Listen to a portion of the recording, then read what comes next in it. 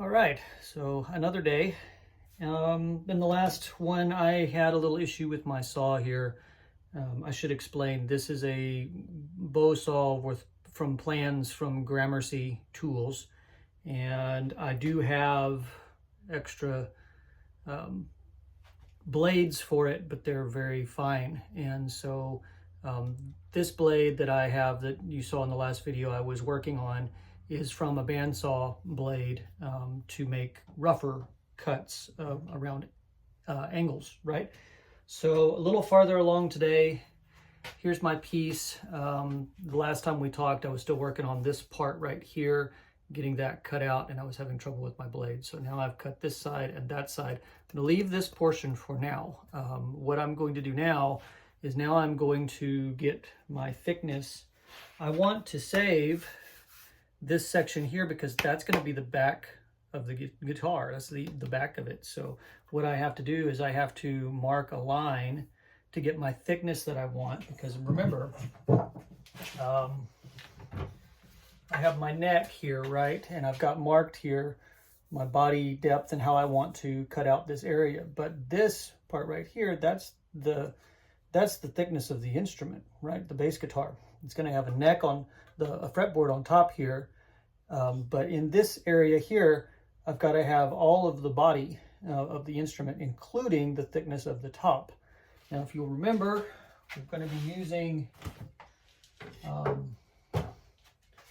this Cocobolo rosewood for the top, and right now it's pretty thick. It's almost a 1/4 inch thick. I don't need that much thickness on it.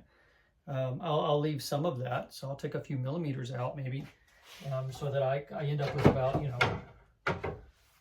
3 to 4 millimeters rather than 7 or 8. And so what that means is that I've got to measure down in this. Let me move these things out of the way and I'll show you kind of where I'm at here. What it means is that my neck blank is right about 2 inches.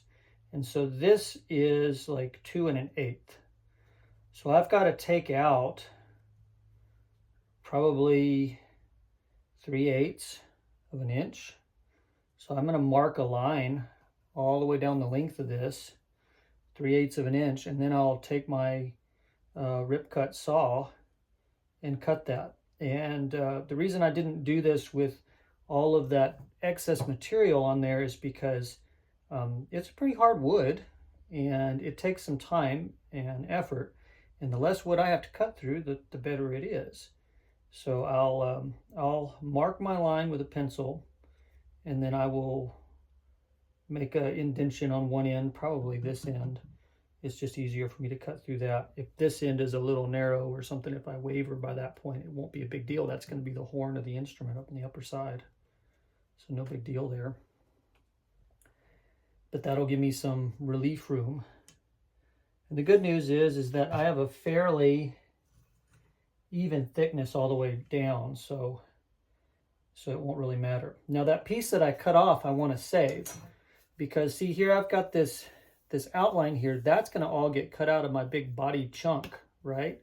I'll cut that out with the saw that I was using earlier, but I want to leave this material from the back, and I'll plane it and thin it after I've cut it, so that it all fits within that 2 inches that I've got for my body depth.